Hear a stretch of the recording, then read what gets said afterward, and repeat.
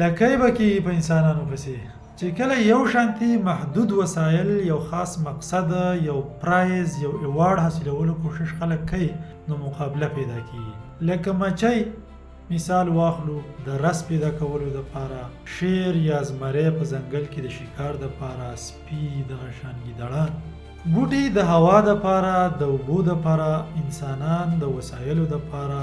لکه ملازمت یا نوکرۍ یو پوسټ راغی او خلک ډیر دي نو مقابله به کېږي. دوکانداران ډیر دي ګاهک یو دی.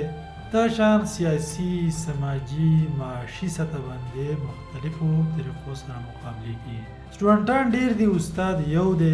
دا ټیچر ماله ډیر ټیم راکړي دا به مقابله کوي.